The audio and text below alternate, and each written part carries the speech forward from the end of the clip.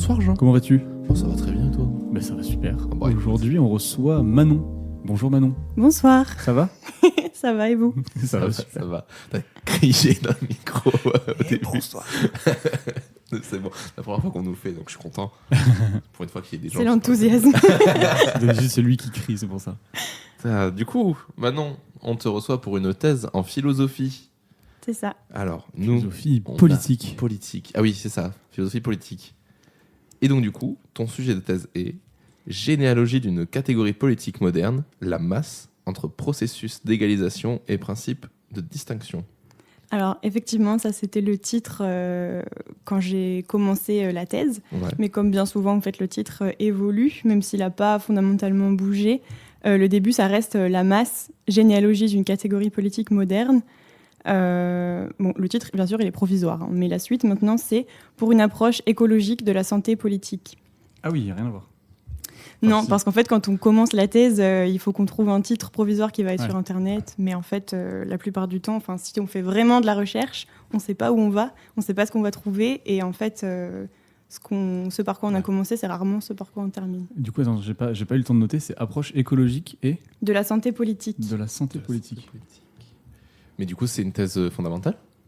C'est-à-dire, C'est-à-dire, est-ce que tu sais à peu près où tu vas ou tu pars vraiment d'un petit truc et tu fais on va voir où je vais et voilà. en fait, j'ai quand même un cadre, j'ai une problématique, je sais quel est mon sujet. Mais pour moi, il n'y a pas fondamentalement de différence entre une recherche en sciences humaines et sociales et une recherche en sciences dures. Ouais. C'est-à-dire qu'on cherche quelque chose, donc on ne sait pas par avance où on va et ce qu'on va trouver. Et moi, justement, je suis partie d'un point de départ qui est un concept. C'est une manière de faire une thèse en philo, mais il y en a plein. On peut travailler sur un auteur, on peut travailler sur une période.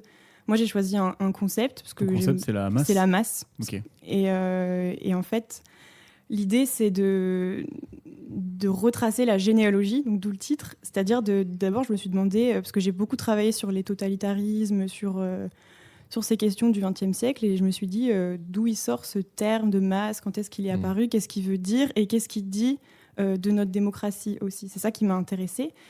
Et en fait, quand j'ai commencé mes recherches, comme tout le monde, pour moi, la masse, ça me faisait penser à la société du spectacle, au divertissement, la consommation de masse, etc.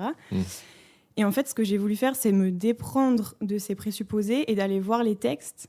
Qu'est-ce qu'ils voulaient vraiment dire au début ? Qu'est-ce que ça voulait dire, la masse, quand c'est apparu ? Et ça a paru quand d'ailleurs ? Et en fait, c'est apparu, ça m'a surprise. C'est ça qui a fait que j'ai voulu travailler là-dessus, c'est que c'est apparu au moment des révolutions américaines et françaises, donc dans les années 1780. Et c'est ça qui m'a vraiment frappée et qui a fait que j'ai eu envie de travailler là-dessus. C'est que le terme de masse, c'est-à-dire que si on regarde dans les dictionnaires, les encyclopédies et tout ça du XVIIIe siècle, il n'y est pas. On parle de masse pour plein de choses, mais pas en politique, ni pour parler de la société. Et en fait, il apparaît dans le vocabulaire et dans le lexique politique au moment où le peuple devient souverain, entre guillemets, où la démocratie moderne prend naissance. Et en même temps, on va le voir quand on parlera un peu plus de mon sujet, mais la masse, ça veut dire tout l'inverse de l'autonomie ou de... En fait, la masse, ça a plein de sens pré-politiques et en fait, qui sont tous très péjoratifs et qui sont tous contraires à ce qui se passe à ce moment-là. Donc ça m'a interrogée sur la nature des régimes qui se mettent en place et dont on hérite aujourd'hui. Et du coup, à la base, la masse, c'était quoi donc ? C'était vraiment l'ensemble de la population qui se révoltait ou c'était juste un ensemble de populations ? Alors en fait, donc moi j'ai vraiment fait une enquête, j'ai vraiment pris la thèse comme je vais aller voir dans les archives, dans les documents de l'époque. Et en fait, ce que j'ai découvert, c'est que il y a deux sens. Souvent, on dit la masse, c'est à la base ceux qui ont vu que le terme était né au moment des révolutions, ils se sont dit la masse, en fait, c'est un terme mathématique. Ça veut dire 1 plus 1 plus 1, on met tous les individus ensemble, ça fait une masse. Et souvent, on s'est dit ça marche très bien parce qu'au moment des révolutions, c'est la fin des hiérarchies et des distinctions traditionnelles de l'Ancien Régime. Pour la première fois, tout le monde est égal, tout le monde a les mêmes droits.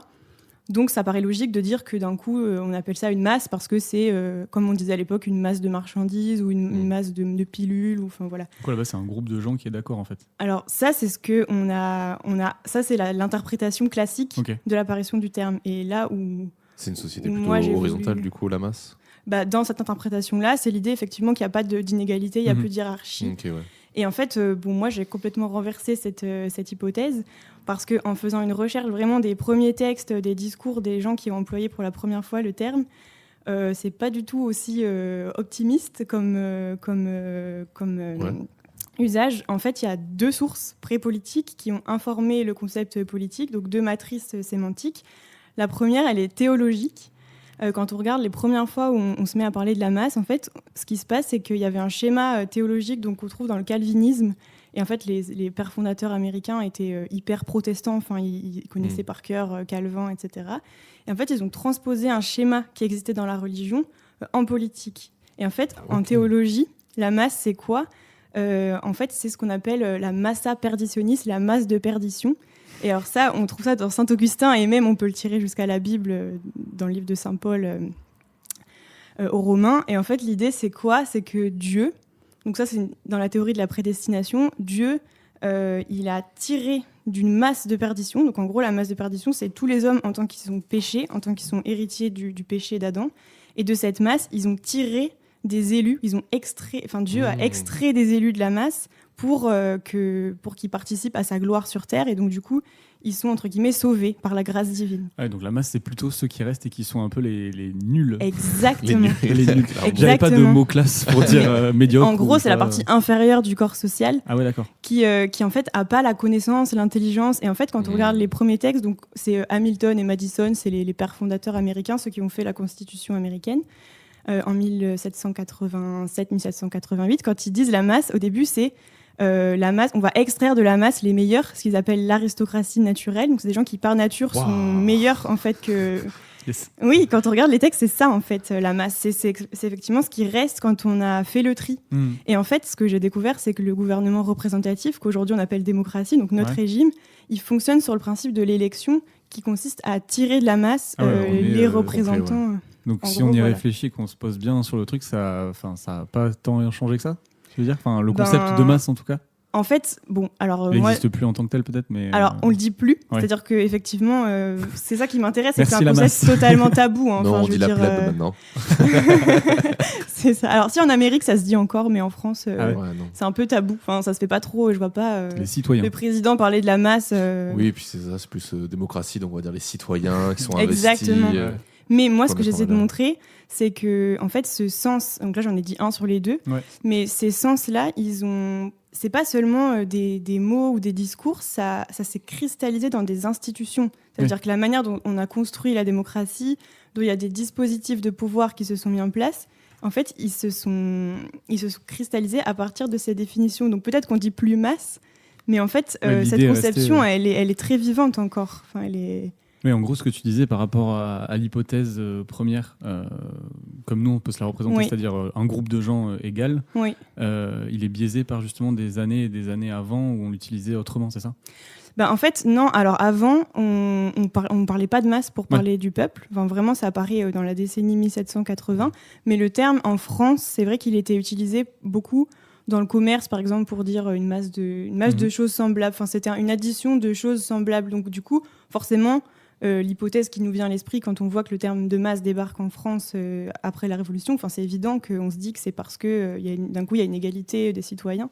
Mais en fait, le terme il vient de l'Amérique et il est importé en France. Après, du coup à peu près dans la même décennie, ça veut dire que les textes de Madison et Hamilton qui parlent de la masse, c'est dans les années 1787-1788. Et en fait, on le retrouve dès 1789 en France. Mais le lieu de naissance, c'est l'Amérique. Et en fait, c'est cet arrière-plan théologique, mais on le retrouve aussi en France. Il y a un autre personnage qui s'appelle François Guizot, qui est un homme politique assez influent et qui a théorisé aussi le gouvernement représentatif, qui est le nôtre. Et lui, il reprend totalement ce schéma théologique de l'élection comme extraction du meilleur en fait de la société. Et puis la masse, c'est un peu l'écume, quoi. Enfin, il y a vraiment cette image qui est très forte. Et du coup, les deux hypothèses, celle qui était en France, utilisée pour le commerce et du coup qu'on a transposée là, et celle qui vient des États-Unis, elles sont rentrées en confrontation ou elles se sont entremêlées en fait? Non, en fait, pardon, quand je dis hypothèse, c'est les chercheurs. C'est-à-dire, mais ce sens-là, il a existé peut-être plus tard, mais en tout cas, aux origines du terme, c'est ça qui m'intéresse, parce que c'est ça qui va quand même ensuite influencer l'histoire. c'est pas du tout un sens démocratique ou mathématique, c'est vraiment un sens péjoratif. Okay. Et effectivement, après, le terme, ça on en parlera peut-être, mais il y a d'autres sources comme la physique. La masse, c'est aussi en physique chez Newton, l'inertie. Mais ça, c'est des sens qui vont émerger après, en fait. Mais vraiment à la base de ce terme, et c'est pour ça que ça m'intéresse, parce que le terme, il dit beaucoup, enfin, c'est ce que j'essaie de montrer, c'est qu'il dit énormément sur nos institutions et sur notre manière dont on comprend la démocratie, puisque c'est né en même temps. Et en fait, le terme de masse, au début, il apparaît pas du tout dans les pamphlets, dans les journaux, dans les choses que lise le grand public. Ils apparaissent dans les textes et les discussions institutionnelles sur vraiment, OK, on est passé de la monarchie à un nouveau type de régime, comment on va le construire ? Et en fait, le terme de masse, il est au centre de toutes ces réflexions-là. D'accord. Donc c'est pour ça que ça m'intéresse. OK. Et tu disais qu'il y avait dans la deuxième hypothèse, qu'il y avait un autre courant que celui qui était logique. Alors effectivement, c'est ce que j'ai mis au jour en lisant, enfin vraiment en essayant de lire les textes sans lunettes, enfin vraiment en disant comment ils utilisent le terme. Et en fait, la deuxième source, alors je vous préviens, elle n'est pas du tout glorieuse non plus. Yes. De toute façon, en ce moment, on traite des sujets qui sont pas... Donc t'inquiète, tout va bien. Tout va bien. Le deuxième sens, il est médical. Il n'est pas théologique, il est médical. En fait, la masse, ou peut-être que vous l'avez déjà entendu dans certains contextes, la masse au XVIIIe siècle, c'est la tumeur. D'accord. Yes. Onkos en grec. Onkos en grec, c'est la tumeur. Et c'est traduit en latin par massa, ou tumor. Et du coup, c'est ce qui nous est resté après dans la langue, que ce soit en anglais ou en français, c'est cette idée de cancer, en fait. Et du coup, en fait, les premières apparitions du concept de masse, il y a aussi cette influence-là qui s'exerce parce que, alors, sans rentrer dans les détails, l'idée, c'était à l'époque de cette époque de 1780 et quelques, la conception qu'ils avaient, les Américains, d'une constitution parfaite, c'était une constitution équilibrée entre 3 pouvoirs. Donc, il y avait le pouvoir populaire, le pouvoir un peu aristocratique et le pouvoir monarchique. Et une bonne constitution, à l'époque, c'est ce qu'on appelle le modèle républicain. C'est un truc où les 3 pouvoirs s'équilibrent et où il n'y en a pas un qui a plus de pouvoir que l'autre. Et c'était un peu le modèle anglais. Sauf que ce qui se passe avec la révolution américaine en 1776, c'est que le peuple, pour la première fois, prend beaucoup de pouvoir et en fait, il instaure des constitutions qui sont très démocratiques dans tous les États américains. Du coup, ça crée plein de problèmes du point de vue des droits des minorités, de la propriété, il y a des atteintes à la propriété, etc. Et du coup, Hamilton et Madison, quand ils parlent de la masse, au début, ça veut dire qu'en fait, dans cette constitution équilibrée, qui est conçue comme le modèle d'un corps, où à l'époque, on parlait des humeurs pour parler de la santé, de la santé, l'idée, c'était qu'il fallait que les humeurs s'équilibrent. Et en fait, là, d'un coup, il y a le peuple qui prend un poids énorme par rapport aux 2 autres instances, en fait, aux 2 autres branches de ce corps. Et en fait, du coup, on va appeler ça une masse. Enfin, ils disent une tumeur morbide ou une excroissance politique, parce qu'en fait, le peuple a pris trop de pouvoir et du coup, il faut construire une constitution qui va pouvoir apaiser un peu les choses. Exactement. Et du coup, on considère que la constitution, c'est un remède. Il y a toute cette image médicale. T'es dégoûté. Et en France, c'est la même chose. D'accord, mais en fait, du coup, là, t'es en train de te poser la question en philosophie, du coup. Pourquoi on utilise ce terme de masse aujourd'hui, ou enfin qu'on n'utilise plus mais qu'on utilisait, et pourquoi pourquoi on le retrouvait aussi dans cette définition-là, et genre qu'est-ce qui s'est passé ou... Ouais, on peut dire que c'est un peu ça. Enfin, en tout cas, j'essaie de retracer les origines du terme pour voir comment il a influencé notre conception de la démocratie. Okay. Parce que je pense que c'est une conception qui est limitée et qui, en tout cas, qui est... Donc en fait, ça part du principe juste que utiliser un mot sans forcément savoir ses définitions, mais qui ont une définition ancrée, va modifier un petit peu la façon de voir les choses, en gros. Si on n'avait pas choisi masse, mais qu'on avait choisi autre chose, ça serait peut-être une politique différente. Alors, je pense pas qu'il y ait un pouvoir du mot mais en fait, c'est juste que le mot n'a pas été choisi par hasard. Oui, voilà, c'est surtout ça, un en peu fait. Ce que je voulais... Oui. Okay. Mais alors en fait, justement, puisque tu poses la question, ce qui m'intéressait aussi, moi c'est pas mon but quand on dit généalogie, c'est pas je remonte au début et ça y est, j'ai dit toute la vérité jusqu'au XXIe siècle. Mon but, c'est de retracer l'histoire de ce terme, parce qu'en fait, ça, c'est la matrice, mais le terme, il évolue. Et comme je l'ai dit, il y a d'autres sens qui viennent se greffer, notamment le sens physique. Et mon but, c'est d'examiner comment le terme a évolué, sachant qu'aujourd'hui, on l'utilise plus. Mais par exemple, au XXe siècle, ça prend un autre sens. Mais en fait, ce que j'essaie de comprendre, c'est qu'il y a quand même une unité dans le terme qui est qu'il y a une majorité qui n'est pas capable, qui n'est pas autonome, qui n'est pas capable de se gouverner par elle-même. Et en fait, l'idée, c'est de suivre cette trajectoire sémantique et en même temps de voir quelle est l'unité. Parce que, par exemple, quand on regarde à la fin du 19e siècle, la masse, ça change un peu de sens parce qu'il y a l'influence de nouvelles sciences comme la psychologie des foules. Oui, là, c'est plus à ça qu'on pense quand tu dis masse. Ouais, voilà. Genre comment gérer une foule ou... En gros, voilà, ça, c'est des nouvelles problématiques qui apparaissent à ce moment-là parce que la commune en France, parce que l'agitation politique, le début du socialisme, etc. Et donc là, on change un peu de sens, mais en réalité, la problématique, elle reste la même quand même. Mais par exemple, à ce moment-là, la masse, ça prend un autre sens qui est... donc j'ai parlé de la physique. L'idée, c'est que la masse, c'est un truc inerte, parce qu'en physique, chez Newton, il y a la masse et puis il y a la force. Je ne suis pas spécialiste de physique, mais j'ai forcément dû m'intéresser à tout ça. Pour le terme, pour qu'une masse se mette en mouvement, il faut qu'il y ait une force qui s'exerce de l'extérieur. Donc il y a encore une fois l'idée d'autonomie, elle est remise en question dans cette définition. Pourquoi on dit masse, pourquoi est-ce qu'on utilise ce terme-là ? Ça pourrait être la force politique qui agit sur la masse. Exactement. Le meneur, par exemple, le meneur de foule, le leader, toute cette. C'est ça, il y a clairement une notion de leader et de dirigeant et qui. Impulsion, ouais, c'est ça, clairement impulsion, c'est le mot cherché. Impulse, le terme est utilisé en anglais d'ailleurs. Et c'est pas anodin en fait. Ce que j'essaie de montrer, c'est que c'est pas anodin d'utiliser ce terme-là. Et l'autre sens qui apparaît au même moment, donc il y a ce sens physique, c'est beaucoup plus prosaïque, c'est la cuisine. En fait, une masse, à la base, vraiment, quand on remonte à l'étymologie, massa en latin et massa en grec, c'est une pâte. C'est la pâte avec laquelle on faisait le pain, les tartes, Et en fait, et d'ailleurs en espagnol, massa aujourd'hui, ça veut dire encore une pâte à tarte. Et en fait, l'image qui se développe à ce moment-là, c'est que le peuple, c'est une sorte de pâte malléable, ductile, plastique. Et il y a vraiment ça dans la psychologie des foules. C'est la première fois d'ailleurs qu'on le dit comme ça.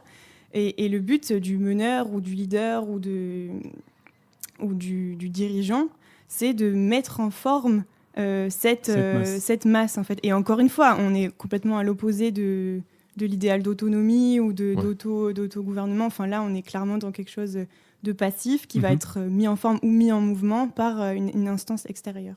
Et cuisiner après. Pardon. C'est de détendre l'atmosphère, ok ? Non, mais effectivement, c'est vrai que par contre, il y a ce que je me note depuis tout à l'heure, là, c'est que c'est vraiment toutes les définitions mènent à quelque chose de très péjoratif. Est-ce qu'il y a eu un moment où ça a changé un peu de sens, qu'on a eu un côté plus positif à cette question de masse ? Alors tout à fait. Alors déjà dans le marxisme, en fait, Marx, il reprend, c'est ce qu'on appelle le retournement du stigmate, c'est-à-dire on va utiliser une insulte, on le voit souvent, pour en faire pas une qualité, mais un truc un peu moins péjoratif. Ouais. Exactement. Et en fait, Marx, il va s'emparer de ce terme de masse, et la masse, ça va devenir la force révolutionnaire, en fait. C'est vrai que ça fait un peu plus, quand tu parles de socialisme, ça fait un peu plus la masse, c'est ce qui va justement porter tout le reste, en fait. Exactement. Okay. Alors ça, c'est un des sens. Alors après, il y a quand même des limites dans le schéma de Marx, parce que chez Marx, il y a quand même les intellectuels du parti qui aussi guident la masse vers la conscience. Il y a toujours quand même ce truc de... C'est ça. C'est le marteau, là. C'est pour ça que la masse, oui, aussi. Oh putain, je te déteste. Non, mais c'est certainement mais en vrai, c'est aussi, tu vois, genre, c'est rigolo parce que c'est vrai que du coup, quand on passe à la masse, on passe à quelque chose de gros et tout ça. Si je fais la philosophie, je deviens fou en fait. Je sais pas, non, mais parce que là, depuis tout à l'heure, tu parles. Tu peux très vite faire triguer, ouais. Ça, tu parles de termes et on a l'impression, que pas que tu joues sur les mots, parce que toi, c'est forcément posé, c'est fondé ce que tu recherches, puisque tu fais de la sémantique, tu fais de l'étymologie, des choses comme ça. Mais c'est vrai que là, on t'entend parler, et du coup, dès que tu parles de masse, dès que tu donnes une définition, il y a cette réflexion autour de... c'est la base de la philosophie, je pense, de pourquoi ce mot veut dire ça, et pourquoi on l'a mis là, qu'est-ce que ça veut dire et tout. Et le sens du mot, en fait, il dépend tellement d'une époque, d'un lieu, d'un pays, d'une langue. Et surtout, il évolue en plus. Et il évolue tout le temps. Et la première fois, du coup, que le terme masse est utilisé, donc en politique, tu as dit que c'était plutôt dans les années 1780, les révolutions. 1800, mais la première fois qu'on utilise le terme masse, du coup, c'est pour cette espèce de pâte dans l'Antiquité, tout à fait. C'est ça okay. Alors que ce soit en hébreu, en arabe, en grec ou en latin, toutes les déclinaisons en fait, du mot masse, c'est quelque chose de culinaire, c'est un mélange de farine, d'eau ou de lait. Et en fait, dans la Bible, c'est là que le sens théologique il se mêle à ce sens culinaire. C'est qu'en fait, dans la Bible, quand saint Paul parle alors, ça a été récupéré par Saint-Augustin par rapport à la théorie de la prédestination, mais en gros, il parle de l'humanité et il compare l'humanité à de l'argile ou justement à une masse, une pâte à pain. Et il dit, Dieu, de cette masse, il peut soit former des vases de gloire, en gros, des élus, ou soit des vases de perdition. Et c'est ça qui va donner lieu au concept de masse de perdition après. En fait. Il peut pas y avoir des élus et des gens normaux, t'as forcément des élus et puis des gens pourris. Mais c'est ça le problème. Pour moi, le problème du concept de masse, c'est qu'à la fois, il est distinctif. Donc il dit, là, il y a des élus, puis il y a le reste. Mais en même temps, il est hyper homogénéisant parce que, en fait, tout le monde est au même point, tout le monde est inférieur. Il n'y a pas de principe de distinction des individus, des talents, des qualités. Mais au sein de la masse. Exactement, c'est ça.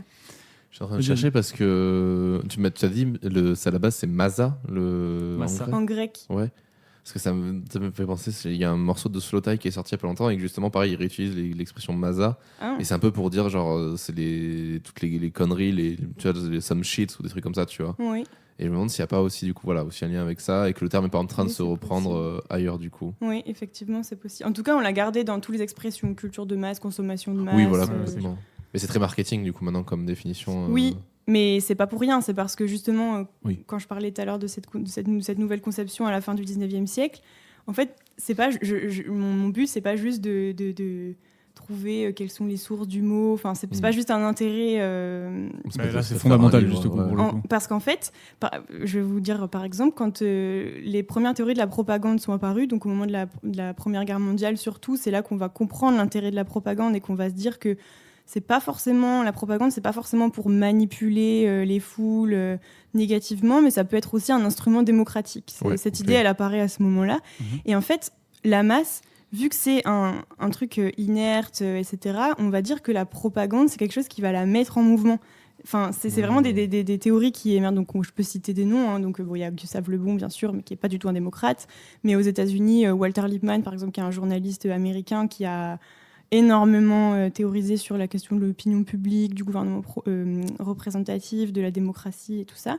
Et ben lui, quand il théorise la propagande comme une arme démocratique, il y a vraiment cette idée que la masse, elle peut pas être en mouvement par elle-même, donc il faut la mettre en mouvement, il faut lui donner les idées du progrès, du mouvement, etc., par quelque chose d'extérieur qui serait la propagande. Et du coup, là, ça devient quelque chose d'un peu terrible, du coup. Si la propagande, elle est... en tout cas, c'est une conception de la démocratie qui est quand même drôlement... dangereuse, verticale et en fait on a perdu l'idée d'autonomie, ça c'est sûr. Et l'autre sens que je trouve aussi intéressant, c'est que c'est pour ça que je m'attache beaucoup aux images, parce que pour moi c'est pas juste des images, ça dit beaucoup. Quand Gustave Le Bon et toute la psychologie des foules théorisent la foule, justement, il y a un modèle à l'époque qui était très célèbre, c'était l'idée de la contagion mentale. En gros, c'est l'époque où Pasteur découvre le microbe, où on a les premiers vaccins et tout ça, et on va transposer ça en psychologie et on va dire les gens, en fait, pourquoi il y a des foules qui deviennent folles et tout ça, c'est parce que en fait, elles agissent comme quand il y a une épidémie, c'est-à-dire qu'il y a une contagion mentale qui se fait, tout le monde se met à penser de la même façon, il n'y a plus de raison individuelle, il n'y a plus d'individus, il y a une sorte de foule. Et du coup, ça, c'est un modèle qui est très répandu à l'époque. Et en fait, ce modèle-là, il est repris pour penser le remède aux masses. Ça veut dire qu'on va se dire la propagande, ça peut être un moyen, ça peut être comme un vaccin, ça peut être un moyen d'introduire une bonne bactérie ou un bon microbe qui va se répandre. Une idée que tu fais germer dans la tête des gens. Exactement. Mais là, c'est perçu comme quelque chose de positif, comme quelque chose d'émancipateur, etc. Mais ça pose quand même des gros problèmes. Surtout qu'aujourd'hui, la propagande est vachement, depuis les deux premières guerres et tout ce qui en a suivi, c'est vachement péjoratif en fait, de parler de propagande. Oui. Parce qu'il y a vraiment cette idée d'endoctrinement. Oui. En fait, à partir des années 30, ils se sont un peu calmés parce qu'ils ont compris que ça marchait bien aussi avec les fascistes. Ouais, voilà.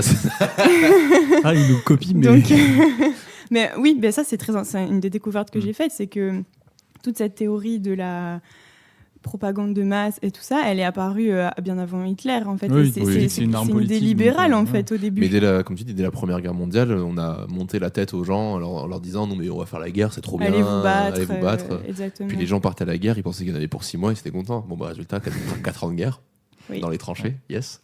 Et du coup, là, on parle pas mal de la masse depuis un petit moment. Tu as passé beaucoup de temps à cette définition. Est-ce qu'elle est assez finie ou c'est encore du travail Non, je pense que en fait, ce que j'ai essayé de faire, comme je disais tout à l'heure, c'est de partir dans les textes sans présupposer. Donc, je pense qu'en tout cas, pour ces sens de la fin du XVIIIe siècle, le marxisme, et ensuite la fin du XIXe siècle, le XXe siècle, je pense que c'est assez stabilisé. Enfin, je pense que je suis en 3e année de thèse. T'es déjà arrivé au bout de la masse, de la définition de la masse, en tout cas. En tout cas, je pense avoir perçu quelle était l'unité du concept malgré ces changements. Pour moi, l'unité du concept, c'est que...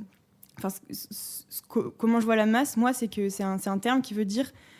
qui décrit en fait un nœud problématique, un truc qui est que à la fois on est dans une période où on a donné le pouvoir, la souveraineté comme on appelle au peuple et à tous les citoyens, et en même temps il y a cette idée que les gens sont pas, mais c'est quelque chose qu'on entend encore beaucoup, et que les gens sont pas capables en fait d'exercer cette souveraineté, et donc il faut trouver et donc la masse c'est vraiment ça en fait. On parlait pas de masse avant parce qu'il n'y avait pas les mêmes problématiques qui se posaient. Alors on disait multitude, plèbe, etc. La masse, ça apparaît vraiment au moment où dans l'histoire on se dit... On donne la souveraineté à... C'est ça, on se dit, on vient d'ériger en principe fondateur la souveraineté populaire, et en même temps on se rend compte que le peuple n'est pas capable de se gouverner lui-même. Et donc du coup, on met en place des choses, donc le gouvernement représentatif qui est fondé sur l'idée d'élection, comme je l'ai montré tout à l'heure, ou l'idée de propagande de masse comme un instrument démocratique qui dit, puisque les gens ne sont pas forcément capables de formuler des jugements politiquement intéressants par eux-mêmes, on va leur transmettre par en haut, en fait, leur insuffler un truc. Quelle est la bonne conception des choses. Avant qu'on continue du coup sur le sujet de ta thèse, est-ce qu'il y a d'autres mots que tu as été obligé de redéfinir comme ça avant de te plonger du coup dans la suite? Je dirais que c'est toute la constellation des termes qui tournent autour de l'idée de masse. Ou par exemple propagande, je me suis aperçue que c'était un terme qui était très proche de propagation, donc contagion. Et en fait, c'est très intéressant, des premières définitions qu'on a pu donner de la propagande, c'est ce qu'on appelait la théorie de la seringue hypodermique. Donc c'est une seringue qu'on met sous la peau. C'était un nom, c'était le nom d'un remède en fait. Mais du coup, ça m'a permis de confirmer cette idée qu'il y a vraiment un sens médical, comme un remède à cette idée de, on va propager des bons microbes entre guillemets. Alors là, j'ai pas de texte sous la main, mais c'est des choses que j'ai vraiment trouvées dans les textes.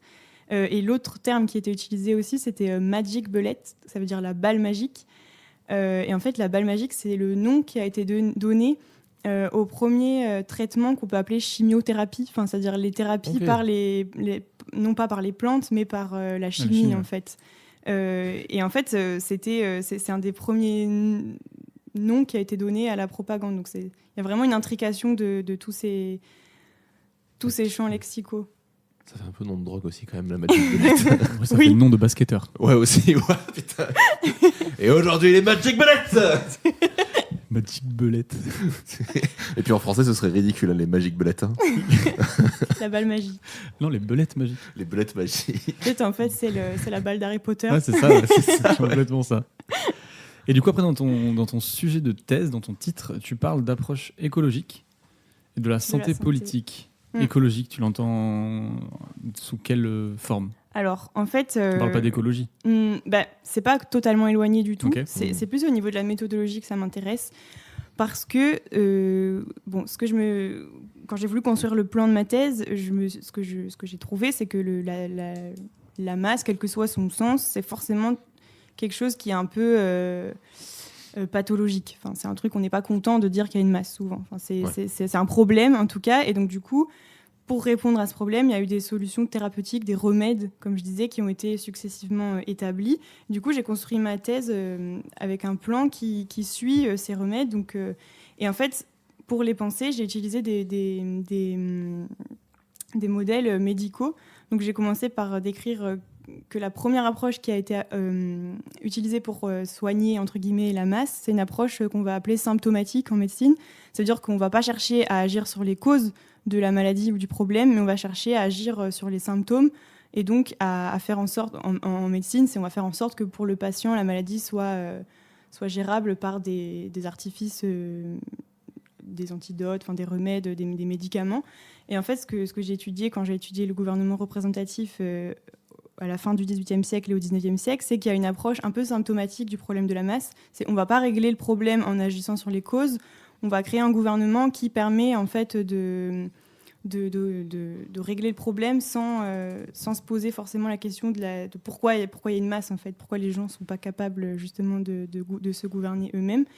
Et donc ça, c'est la première partie de ma thèse. La deuxième partie, c'est une approche non pas symptomatique, mais une approche épidémiologique. On va chercher à régler le problème. Et en fait, ça, c'est une approche en médecine qui apparaît au 19e siècle. C'est l'apparition de l'hygiène publique, de la vaccination, des campagnes de prévention sur les maladies. Et en fait, ça, c'est un peu ce qui va être fait au niveau politique par rapport au problème des masses. C'est qu'on va essayer non pas d'agir sur les conséquences, mais c'est ce que j'expliquais tout à l'heure avec cette idée de propagande, d'aller à la racine du problème en essayant de modifier les comportements, les opinions, etc. en amont. Le problème, en fait. Ouais. Exactement. Ouais. Donc, cette fois, d'aller à la racine. Et en fait, moi, ce que j'aimerais proposer dans la thèse, parce que souvent, on essaie quand même de proposer quelque chose. Et moi, c'est une thèse quand même sur la démocratie, parce que c'est un sujet qui me tient vraiment à cœur. Et ce que j'essaie de proposer, c'est une troisième approche thérapeutique, on va dire, et qui est en fait une approche médicale qui émerge beaucoup aujourd'hui, justement avec la crise écologique, qu'on appelle l'écologie de la santé, ou la santé planétaire. Et en fait, l'idée en médecine aujourd'hui, c'est qu'on se rend compte de plus en plus que les maladies, c'est pas forcément le problème, c'est pas forcément des mauvaises conduites individuelles. Le problème, c'est qu'il y a un environnement qui est malade. Et en fait, le Covid, évidemment, il a mis ça en évidence. Enfin, les épidémies, enfin, toutes les maladies émergentes. En fait, c'est une approche de la médecine qui est apparue dans le contexte des maladies émergentes, notamment. Et là, aujourd'hui, il y a beaucoup d'associations, beaucoup de chercheurs, beaucoup de médecins même qui arrêtent leur pratique parce qu'ils se rendent compte qu'il y a un problème qui vient encore en amont de ceux qu'eux, ils traitent dans leur quotidien, et qui est que, en fait, il y a un effondrement des écosystèmes, il y a là, je parle vraiment de l'approche écologique de la santé. Et moi, ce que j'essaie de proposer, c'est une approche écologique de la santé politique. Donc, en fait, j'essaie d'appliquer cette approche qui existe aujourd'hui en santé dans la politique. Et l'idée, c'est de dire, s'il y a une masse, s'il y a des gens qui, effectivement, présentent tout un tas de symptômes de citoyens pas assez compétents pour se gouverner, pour être en démocratie, c'est peut-être parce qu'il y a un environnement politique qui n'est pas propice à l'éclosion de ses compétences, de ses capacités. Et en fait, ce que j'essaie de penser, c'est de redéfinir la démocratie pour au-delà des institutions, etc., qui soit un mode de vie qui permette qu'il y ait peut-être autre chose qu'une masse, en fait, qui existe parmi les citoyens. Enfin, c'est-à-dire quelque chose qui permet autre chose que simplement des élites et puis des gens qui sont gouvernés. Ouais, c'est un peu ça ce que tu demandais tout à l'heure entre le fondamental et l'appliqué. Le fondamental, on a plus l'impression que c'est ta définition de la masse, et l'appliqué, ça va être plus justement appliquer cette approche écologique justement à la santé politique, quoi. Mais donc en fait, c'est hyper intéressant. Et en fait, la masse, de soigner un peu l'environnement, de savoir comment soigner l'environnement politique plutôt que de soigner directement le problème. Exactement. Et en fait, j'ai découvert qu'en physique, alors vraiment, moi, c'est pas du tout ma formation, pour le coup. Faire de la physique, ça a été horrible. J'ai dû lire un livre qui s'appelait The Concept of Mass. C'était en anglais en plus. Et un chapitre sur Einstein. Et si j'ai bien compris, l'idée quand même après Einstein, c'est qu'on va plus opposer l'énergie et la masse. Et en fait, ça m'a vraiment intéressée parce qu'en fait, du coup, la masse, ça devient non pas quelque chose de passif qui a besoin d'une force, ça devient une énergie potentielle. Ouais. Et la notion de potentialité, elle m'intéresse énormément parce que ça veut dire que peut-être si on met en place un environnement qui est propice à l'éclosion de certaines qualités, en fait, la masse, ça devient une énergie potentielle qui peut être actualisée, qui peut être mise. Positif, du coup. Et là, c'est complètement positif. En fait, il y a Marx et Einstein qui ont mis du positif dans ton concept, en fait. C'est exactement. Là, l'énergie potentielle, ça me ramène à mes cours de première et terminale. Là, je t'avoue, c'est moi. Et du coup, je me demandais, t'as l'impression du coup qu'on est dans une crise politique en ce moment ? Oui. C'est oui. Sans aucun doute. J'allais te demander aussi par rapport à ça. Mais du coup, quels ont été les facteurs ou les symptômes que tu as repérés de cette crise, du coup ? Moi, au début, quand j'ai commencé ma thèse, c'était en 2019. Enfin, quand j'ai fait le projet thèse, c'était en 2019. Donc, en fait, c'était une année, pour moi, plutôt d'enthousiasme parce qu'il y avait eu les Gilets jaunes, il y avait eu les manifestations mondiales de la jeunesse pour le climat. Moi-même, pour la première fois, je découvrais un peu ce que c'était que sortir, manifester. Enfin, j'avais l'impression qu'il se passait quelque chose, qu'il y avait et que cette idée qu'on a depuis les années 70 d'une masse apathique, qui ne s'intéresse pas à la politique, qui se confine dans la sphère du privé. Coup, ça changeait un peu. Voilà, j'ai vraiment eu, pour moi, il y a eu comme un sursaut et un peu une révélation de ce point de vue-là. Je peux pas dire que je suis aussi optimiste aujourd'hui. Déjà, t'as dit en 2019, j'étais optimiste, j'ai fait t'es bien la seule. Hein. Oui. Effectivement. Mais, oui, moi aussi, j'allais rebondir sur l'actualité. Je me demandais comment du coup, personnellement, tu arrives à gérer justement en ayant tous ces concepts et en faisant de la philosophie. Parce qu'on dit souvent que genre, les philosophes, c'est eux qui pensent et qui réfléchissent et du coup qui se prennent peut-être plus la tête que les autres. Comment on gère l'actualité en ce moment avec tout ce qui se passe, la dose d'information, justement, là, on a l'impression que ce concept de masse, il est revenu encore plus fort.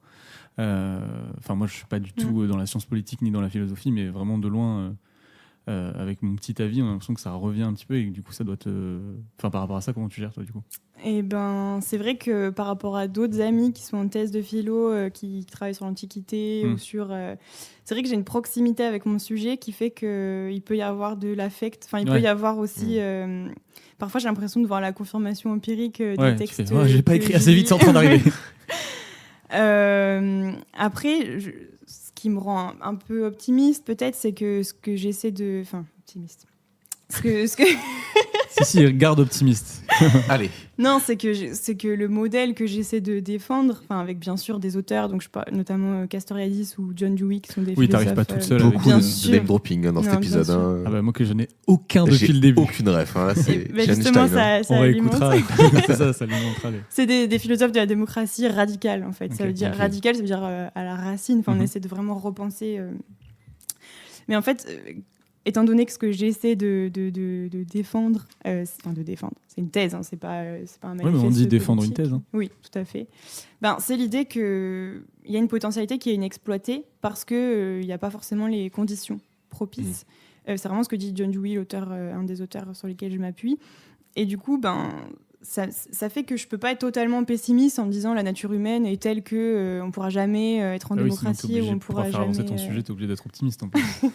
En tout cas, je me dis qu'on a peut-être pas tout exploré et qu'en fait, ce qu'on est en train de produire, c'est peut-être justement des conséquences de tout ce que j'essaie moi de décrire dans cette thèse, à savoir, en fait, ce que j'essaie de montrer, c'est que tous les remèdes entre guillemets qui ont été appliqués à la masse, ils ont fait que alimenter le processus de massification. Ça veut dire que si on dit on va cantonner les gens à simplement élire ses représentants une fois tous les 5 ans, ensuite on va les bombarder de divertissement et de propagande. Alors évidemment là c'est hyper caricatural et je suis beaucoup plus fine dans ma thèse, mais est-ce que en fait ça va régler le problème en fait, est-ce que c'est comme ça qu'on va... moi j'ai l'impression que ça fait que alimenter le problème et j'ai l'impression qu'aujourd'hui peut-être on perçoit un peu les conséquences de ce modèle qui, pour moi, arrive au bout. Ouais. T'as vu Fight Club ? Oui. Vraiment, genre sur la page, j'étais en mode, elle me décrit complètement Fight Club, là, actuellement, en fait. Et du coup, avec mon petit cerveau de pas philosophe, entre guillemets, comment la philosophie, elle peut être utile directement à faire changer un peu les choses ? Parce qu'on se dit, la philosophie, ça reste... quand on n'est pas dedans, hein, je juge pas du tout et tout, c'est vraiment pour être neutre. Quand on entend parler de philosophie et tout, on peut avoir cette approche en mode de c'est, entre guillemets, grosses guillemets, juste des gens qui réfléchissent. Et comment après les solutions, elles sont apportées en philosophie ? En fait, je pense qu'il y a 1000 manières de faire de la philosophie. En fait, la philosophie, c'est plein de branches différentes, c'est plein d'écoles. Et notamment, moi, une des écoles de pensée qui m'intéressent et qui me nourrissent, c'est, j'ai parlé tout à l'heure de John Dewey, son école de pensée s'appelle le pragmatisme. Alors, c'est pas au sens péjoratif de quelque chose de pragmatique qui est tout en bas. En fait, c'est juste l'idée que la philosophie, pour justement servir à quelque chose, mais au sens positif du terme, elle doit partir de problèmes qu'on rencontre aujourd'hui. Il ne faut pas partir d'une définition de la nature humaine ou de qu'est-ce que c'est l'État ou qu'est-ce que c'est la souveraineté, etc. Il faut partir de... En fait, là, aujourd'hui, on rencontre un problème et en fait, on va chercher à le définir, à en chercher les causes, donc à remonter aux causes. Et c'est un peu ce que j'essaie de faire avec ma thèse sur la masse. Alors, je prends un exemple très basique, hein, mais quand on voit la crise, par exemple, aujourd'hui à l'hôpital, ce serait ça. Par exemple, il y a un problème dans les hôpitaux, les soignants appellent au secours. Il y a vraiment un cri d'alerte. Et la philosophie, ou en tout cas la pensée pragmatique, ce serait, ok, on identifie un problème, il y a quelque chose qui dysfonctionne, quels sont les problèmes, comment est-ce qu'on peut remonter à la source de ça pour essayer de régler le problème, en fait. Et la démocratie, c'est aussi collectivement essayer de mettre en évidence qu'il y a des choses qui dysfonctionnent et essayer ensemble de penser des solutions. Donc ça, c'est une branche de la philosophie qui est vraiment... C'est-à-dire que la réflexion naît du concret, d'un vrai problème, et elle revient toujours au concret, parce que l'idée, c'est de dire, bon, maintenant qu'on a appliqué une solution, on va regarder si ça marche, et si ça marche pas, on va recommencer, en fait, sans cesse. On va... Et c'est ce qu'il appelle l'enquête, Dewey, l'enquête sociale. On va essayer d'identifier les causes et puis de les régler par une enquête. Et la démocratie, ça s'arrête jamais, parce qu'en fait, il y a sans cesse des problèmes qui se posent à différents publics, à différentes échelles. Voilà, donc je pense pas que la philosophie, elle soit... en tout cas, moi, si la philosophie, elle était purement abstraite, ça m'intéresserait pas. Ouais. Oui, donc une sorte de lanceur d'alerte de ce qui s'est passé depuis longtemps, comment on fait pour pas continuer à ce que ça arrive. Ouais, il y a un peu de ça. C'est vrai que je le conçois un peu comme ça, sans pour autant échapper aux règles scientifiques. Je veux dire, tout ce que je fais, je m'appuie sur des textes avec des citations, avec des... je lis beaucoup de... Oui, t'es pas juste dans un coin avec une pipe en train de réfléchir. Non, vraiment. Philosophie politique. Mais par contre, j'estime pas qu'un chercheur, ça doit être quelqu'un de désengagé. Je pense que c'est illusoire. Personne n'est désengagé à 100%. Non, mais par contre, ça empêche pas qu'il y ait il y a des méthodes, il y a des règles, il y a des choses à respecter pour que ce soit de la science et pas juste... un avis. Exactement. Un avis de comptoir. C'est ça. Et je me demandais, parce que tu vois, on parle beaucoup de la masse, on parle de tout ça, mais on parle vraiment d'une vision assez individualiste, on va dire, avec un seul groupe. Aujourd'hui, moi, de mon point de vue, j'ai vraiment l'impression qu'il y a une grosse séparation sur pas mal de sujets, des grosses tergiversations. Tergiversion, je sais pas, je me suis division, voilà, il y a pas mal de divisions. Est-ce que du coup, toutes tes théories sont encore applicables sur... est-ce que la masse, en fait, peut être différentes masses ? Est-ce qu'il y a différentes choses comme ça ? Alors d'abord, ce que j'ai envie de dire, c'est que la masse, c'est pas forcément des gens homogènes. Oui, complet. Au contraire, il y a beaucoup de... Par exemple, au XXe siècle, quand on disait la masse, ça voulait dire que justement, c'était des gens qui... très, très hétérogènes, divers, avec des pensées qui... C'est un peu les autres, quoi. Genre ce qui n'est pas... Les autres de l'élite. Les autres. Non, mais non, ça va. Non, en plus, tu vois, genre le côté... Pour moi, j'ai l'impression que ça fait genre... La masse, c'est un peu genre... tout ce qui n'est pas moi. C'est les autres. Ah oui, alors ça, comme quand on dit les gens. Ouais, voilà, ça. Exactement. Pour moi, les gens, c'est un peu une nouvelle masse, en fait. Je vais tellement arrêter de dire là, les gens, je veux dire... Oh, la masse. Comment ça va ? C'est vrai qu'il y a beaucoup de politiques qui utilisent le terme les gens. Oui, mais je pense qu'il y aurait quelque chose à faire. Si quelqu'un veut faire une thèse sur ça... les gens, le concept de les gens. Non, mais je vois ce que tu veux dire, dans le sens où il y a, dans la masse, il y a des gens qui sont pas en accord. Du coup, tu as l'impression que ça ferait peut-être plusieurs petites masses. Mais c'est surtout qu'à la base, ça part vraiment de la masse, tu vois, genre des révolutions. Donc il y avait vraiment cette espèce d'unité où la masse, c'était vraiment un gros truc qui s'est ligué contre autre chose. Qu'aujourd'hui, j'ai l'impression que c'est plus plein de petites... pas petites, hein, mais plein de masses différentes, surtout si on parle d'un point de vue politique. Là, en ce moment, il y a une énorme séparation entre la droite et la gauche. Et t'as deux grosses masses, tu vois. Ouais, mais ça représente, du coup, par rapport à ce que tu dis, par rapport à l'élite, ça représente même les deux grosses masses que tu dis. Ça représente qu'une seule, en fait. Ouais. De ce que j'ai compris, moi, de ce que tu dis. J'ai pas vraiment l'impression que ce soit l'élite contre le reste, en fait. C'est surtout ça, en fait. C'est parce que j'ai plus l'impression qu'il y a l'élite et deux grosses masses qui se tirent la bourre, en fait. En fait, c'est juste que je suis pas sûre que la masse, ça veuille dire un truc uni. Parce que justement, le rôle, par exemple, de la propagande au XXe siècle, c'était justement les gens pensent tous des choses différentes parce qu'on est tous dans des expériences différentes. Et l'idée, c'est qu'est-ce qu'on va faire pour qu'il y ait une communauté qui émerge, une unité, en fait. Et ça va être apporté par des outils de communication et des choses comme ça. Mais du coup, je suis pas sûre qu'à part effectivement dans les événements, où là, d'un coup, le peuple devient un parce qu'il y a une action qui fait que, donc, par exemple, dans la Révolution. Mais sinon, je pense que c'est un peu un fantasme de se dire qu'il y a déjà eu une communauté totalement unifiée, sans conflit, sans diversité. Ok. J'ai eu la réponse, donc je suis content. Mais du coup, on en parlait tout à l'heure. Genre, c'est un sujet qui est quand même très d'actualité, que tu peux relier à plein de choses. Comment ça va en dehors de la thèse ? Oui, c'est vrai que j'ai l'impression de tout le temps travailler, en fait, du coup. Ouais, tu m'étonnes. Et c'est comme on avait reçu quelqu'un, l'épisode va sortir, qui travaillait sur des modèles de David qui travaillait sur des modèles de comment dire d'écologie, essayer de résoudre les problèmes écologiques et économiques. Et il disait, mais j'étais tout le temps dans ma tête, lui aussi il était très engagé. Et le week-end, il était dans des assos, des trucs comme ça. Il dit, mais en fait, c'est horrible parce que du coup, moi, je travaillais des choses qui m'intéressaient et plus je travaillais, plus je voyais qu'on allait droit dans le mur. Tu vois. Du coup, est-ce que toi aussi, ça te... Oui, je pense qu'il y a des moments où j'ai du mal à faire la part des choses et où ça me déprime un peu. Parce que j'ai l'impression Non, par contre, quand je fais ma 3e partie là, sur les potentialités et tout, je trouve ça hyper... c'est ça, c'est la révolution. Mais c'est vrai qu'il y a une distance qui n'est pas forcément tout le temps facile à mettre. Et même dans les repas de famille, il se peut que je m'enflamme un peu. Déjà, les repas de famille, même moi qui ne fais pas de philosophie politique, moi je m'en vais quand ça parle de politique en famille, attention. Moi j'insulte des gens. Mais c'est ma famille, donc ça va. Mais du coup, est-ce que tu fais est-ce que tu arrives à faire des choses? Est-ce que tu as besoin de faire des choses en dehors de ta thèse pour essayer justement de mettre un... Ça, c'est la partie du podcast où on aime bien discuter de ce que font tes arts personnellement, si on a envie d'en parler. Donc, qu'est-ce que tu fais à côté? Je fais du chant. Ok. Je prends des cours de chant et ça me fait beaucoup de bien. Je pense plus philosophie politique. Complètement dépolitisé. Ça parle d'amour, de voyage. Tu fais pas des chants de propagande? Non, j'ai pas encore commencé à chanter des chants communistes. Après, je fais de la pyrogravure. Ok. Ah, c'est des trucs avec le truc sur le bois. C'est le truc avec le feu. Ouais.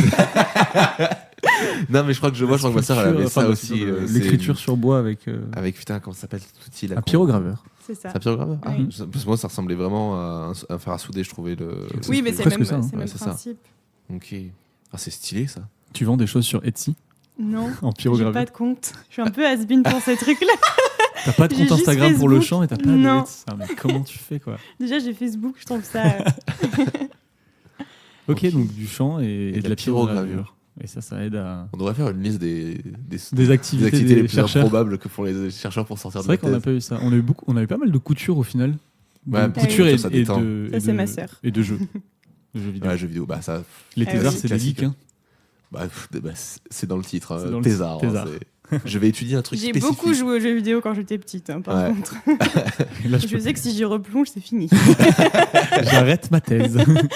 Ça dépend dans quoi tu replonges. Faut pas aller dans les trucs où ça prend trop de temps. On va se mettre des jeux en ligne à proscrire. World of Warcraft. On en a parlé la dernière fois. C'est mort. Et je sais plus ce que j'allais dire. Ah bah t'es perdu. Ouais, je suis perdu. T'es dans la masse. Je suis dans la masse. T'es à la masse. Joli. Elle fait plus de jeux de mots que toi depuis tout à l'heure. En fait, la réalité, c'est que depuis que je travaille sur ce sujet, j'ai l'impression que tout le monde parle de ça, que toutes les expressions. Ah ouais, vous parlez de la masse? Pas du tout. Je peux vous en parler? Non, calme-toi. Maintenant, ça fait déjà 8 fois que tu nous parles de la masse. Et là, donc, du coup, tu disais que tu étais en 3e année? Oui. Et tu sais combien de temps ça dure une thèse de philo? Mon contrat il dure 3 ans, donc ça veut dire qu'à la fin de l'année il faut que je me débrouille. T'as eu une bourse, c'est ça Oui, c'est ça. J'ai eu la chance d'avoir un contrat de travail. Quoi. Ouais. Alors c'est pas un concours, c'est sur dossier. Ah, sur dossier. Ouais, on présente le projet de thèse avec ce titre là provisoire qu'on a cité au début. Ce titre là, qu'elle déteste maintenant. Ce truc là. Alors si thèse.fr écoute, changez-le. On a le droit de le changer qu'une fois. C'est vrai? C'est pour ça qu'on peut pas le changer avant le jour de la soutenance parce que tu m'étonnes. S'il change pendant la nuit, c'est fini. Et du coup, ça dure 5 ans une thèse? Alors, je pense que globalement, c'est à peu près ça. 4 ans et 9 mois. Ouais, c'est ça, c'est en droit ça. Ah oui, la moyenne, c'est 4 ans et 9 mois. J'ai entendu. Après, la vie, elle est aussi faite d'imprévus et d'aléas. Et parfois, on pense qu'on va pouvoir passer un an complet, puis c'est pas possible. Donc, en fait, c'est un peu difficile à dire, mais je pense qu'en moyenne, en philo, c'est plutôt 5 ans. Ok. Moi, ce sera ça, je pense. Et tu donnes des cours à côté? Oui. C'est bien. C'est la partie que je préfère. Tout le monde dit ça, c'est incroyable. J'ai jamais vu un thésard qui fait « je donne des cours à côté ». J'en connais en philo. Elle balance, mais... J'ai pas dit de nom. Elle fait du name dropping depuis le début. Il y a Kevin, il déteste ça. Il y a des têtes qui vont tomber, moi je te le dis. Non, parce qu'en fait, la recherche et l'enseignement, c'est quand même... hyper lié. Pas la même... Oui, c'est très lié, mais c'est quand même pas la même chose. Et on peut être très à l'aise. Parce que tu donnes des cours à des licences ou à des masters? J'ai eu tout. Alors, j'ai donné des cours d'agrégation en philo, des cours de licence. Pas de master, non. Des masters? Des masters. Oh putain, oui. Yes. Là, je me sens détrônée. Attention, ici on est très très fort. Et c'est pas fini. C'est pas fini. Ouais, donc cours de licence, et souvent c'est des cours en philosophie politique, donc moi je me régale. Ok. Et t'as fait ton stage dans ce sujet ? Enfin, avec ce sujet ou pas ? Ton stage de master avant la licence ? Parce que tu disais que t'as préparé... avant la thèse. Tu disais que t'as préparé ton sujet de thèse pour le soumettre à un concours, un jury. Ouais, mais c'était pendant mon master 2. Ok, et tu travaillais sur ça en master 2 aussi ? Pas du tout. Pas du tout. En fait, en master 1, j'ai travaillé sur les totalitarismes avec la philosophe Hannah Arendt. Ah oui, tout à fait. Putain, j'ai une ref. T'as un nom. Hannah Arendt. Alors, me redemande pas ce que c'est, mais je l'ai déjà entendu plusieurs fois. Je l'ai entendu. Je l'ai entendu, voilà. Elle parle justement beaucoup de la société de masse et tout ça, donc c'est la première fois où j'ai un peu travaillé là-dessus. Et après, en M2, j'ai travaillé sur une philosophe espagnole, parce que je suis très passionnée d'espagnol, et en fait, en France, la philosophie espagnole... Julie Olivier. Oh, de ouf, tu vas kiffer. Vas-y, on parlera après. D'accord. Non, parce que je fais que de couper depuis tout à l'heure. Donc c'était sur une philosophe espagnole, parce qu'en fait en France, pas du tout de reconnaissance de la philosophie espagnole. On va souvent dire que l'Espagne, c'est plutôt la littérature, Cervantes. Et d'ailleurs, à l'agrégation de philo, il y a une épreuve de langue. Il y a de l'allemand, de l'italien, de l'anglais, etc. Il n'y a pas d'espagnol. Donc moi, au début, je voulais un peu me trouver un peu une niche. Je voulais un peu travailler. Ça m'intéressait beaucoup de faire de la traduction et tout ça. Bon, on m'a expliqué qu'en thèse, c'est un peu compliqué si on veut un poste, de partir sur des sujets complètement novateurs. Ouais. En fait, il vaut mieux d'abord trouver un poste et ensuite faire ce qu'on veut. En tout cas, proposer des choses un peu nouvelles. Mais donc, j'ai quand même pu travailler dans mon Master 2 sur cette philosophe qui s'appelle Maria Zambrano. Et en fait, c'était un livre qui parlait de démocratie, ça s'appelait Persona et Democracia. Et c'était un livre sur la démocratie, et le dernier chapitre, c'était sur les masses. Et là, je me suis dit, il y a peut-être quelque chose à faire. Du coup, on ne reconnaît pas trop les philosophes espagnols, mais ton sujet vient d'une philosophe espagnole, en fait. Oui, alors, un des grands livres qui a été écrit sur la masse, c'est La révolte des masses de Ortega y Gasset. La Rebelión de las Masas, c'est 1910. C'est le seul livre de philosophie espagnole qui est un peu connu en France. Enfin, le seul, pour les gens qui ne font pas de philosophie espagnole. Et bon, alors là, c'est une pensée plutôt aristocratique. Pour le coup, là, la masse, c'est vraiment très péjoratif. Mais effectivement, du coup, cette idée de sujet, moi, elle m'est venue de ça, et puis de 2019. Je veux dire, on était en plein dedans. Je rentrais de la BU, je mettais la radio, ça parlait des gilets jaunes. Je veux dire... Pour le concours. Ça biaise un peu la... Oui, non, ce que je disais, Julie Olivier, c'est une thésarde qu'on a reçue en sociologie. Oui, en sociologie. Non, en langues étrangères, pardon. Langues étrangères, je crois, oui. En langues étrangères, mais qui fait aussi un peu de sociologie. En fait, l'épisode n'est pas encore sorti pendant qu'on enregistre, mais il est sorti pendant qu'on diffuse. Oui. Et en gros, elle travaillait sur le flamenco et le féminisme en Espagne. Et c'est hyper intéressant son sujet. Et elle retrace aussi, je sais pas trop dire de bêtises. L'étude sociale, culturelle et politique d'un art visuel et musical. Voilà. En gros, elle part du flamenco et des révolutions qu'il y a eu dans le flamenco à différentes époques, et comment le féminisme s'exprime dans le flamenco. Hyper intéressant. Ah oui, j'imagine. Du coup, si t'aimes l'Espagne, si t'aimes la sociologie en plus, il faut que j'écoute cette émission. Écoutez, ça fait déjà 54 minutes qu'on parle. Oh, dis donc, le passe-temps. Le temps passe vite. Le passe-temps. Oui. Et le passe-partout. Passe-partout, passe-muraille. Allez. On passe à ton interview, ton interro. Mon interview ? Ton interro. Moi, j'ai pas commencé ma thèse encore. Non, c'est vrai. Le jour où tu commences ta thèse, relance un podcast. Relance un podcast. Te suis. Est-ce que juste avant de passer à son interro, tu as des petites choses à rajouter sur ton sujet qu'on n'aurait pas dit ? Là, j'ai rien qui me vient. Chaudière. Peut-être la chaudière va-t-elle m'inspirer. Si, moi je voulais juste... Non, je te demanderai après. Vas-y. Hein ? Tu peux lancer. À moi là ? C'est parti. Et chaud. C'est l'interro de Robin.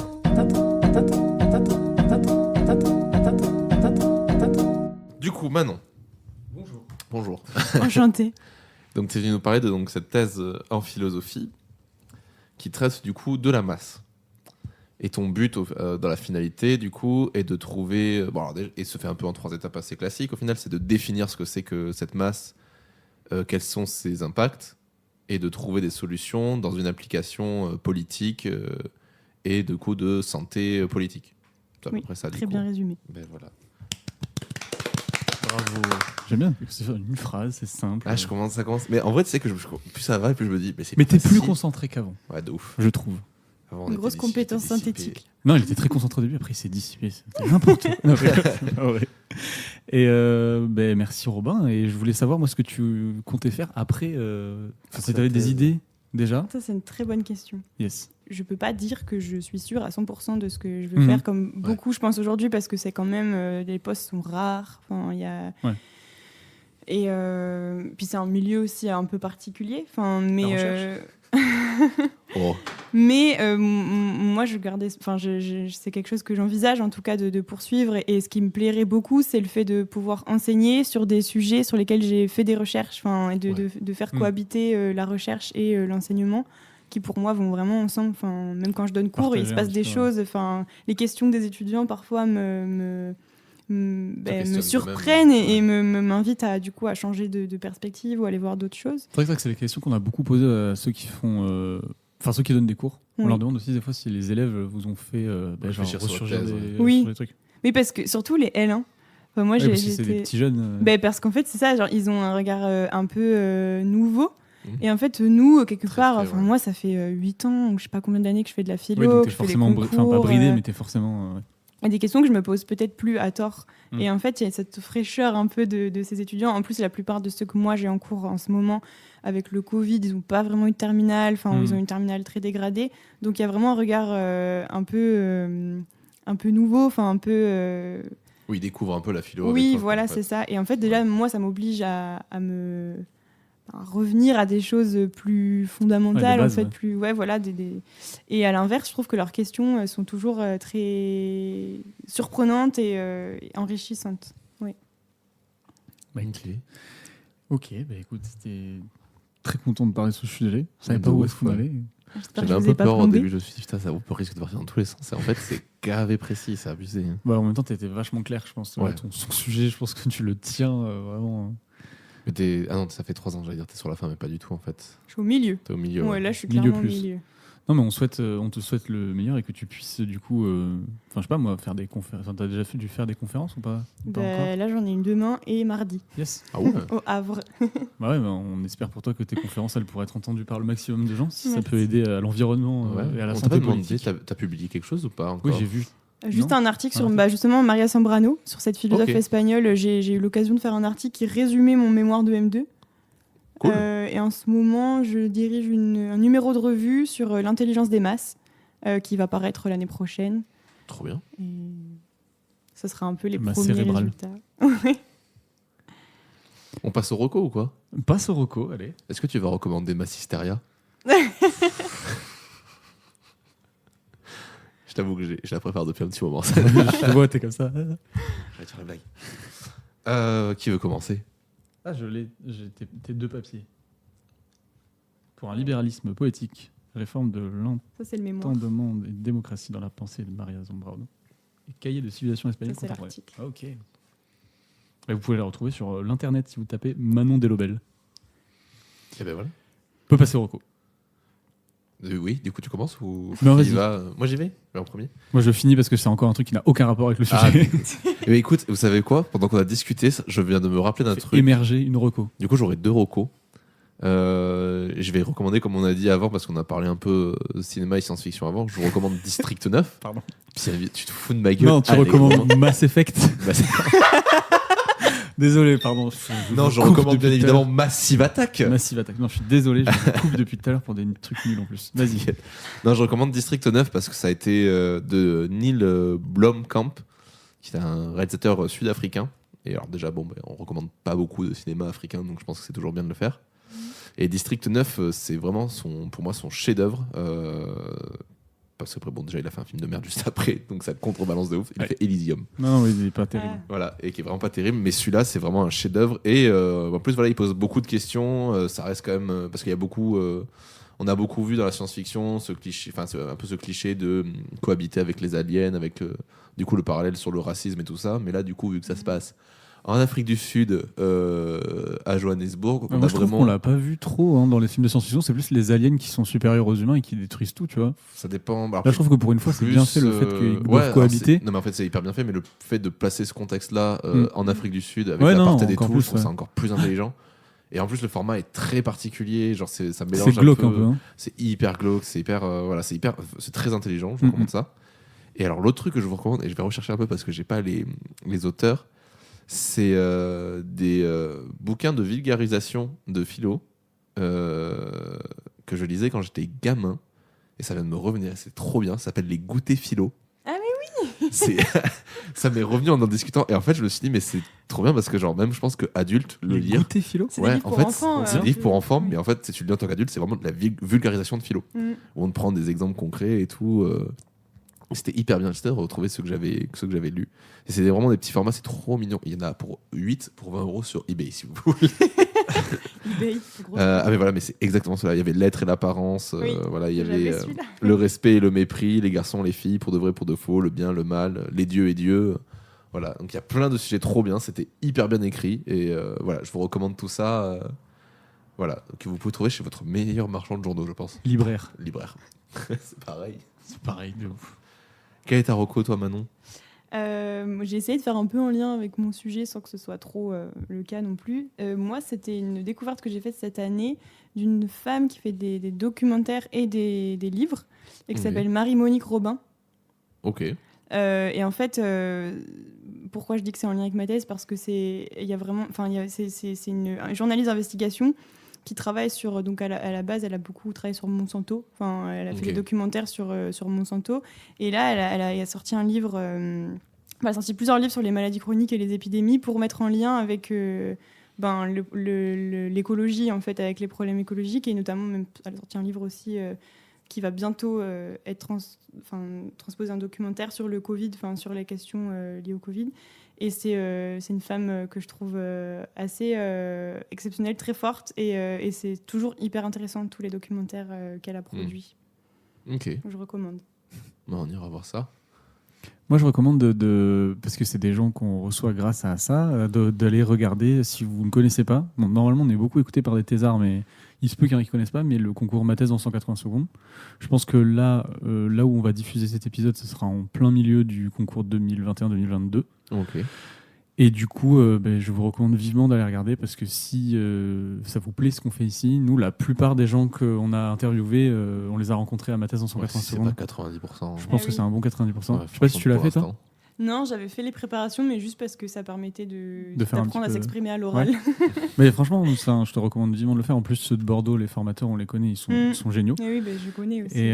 Et du coup, voilà. Donc, n'hésitez pas à aller fouiller cette année les petites pépites de Ma thèse en 180 secondes. C'est vrai que pour le coup, en plus, à Bordeaux, on est vraiment très bien servi. Et puis même, c'est hyper agréable à regarder, je trouve. J'ai vu d'autres représentations, d'autres villes, tout ça.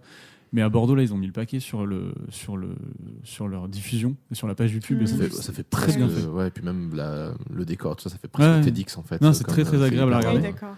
Et puis même ça encourage aussi les doctorants qui ont fait ça à avoir un peu plus de visibilité et tout. Donc vraiment foncez et encouragez vos villes et tout. Enfin, c'est vraiment trop cool. Cette année, il faut que tu me récupères une place. Pour qu'on y aille.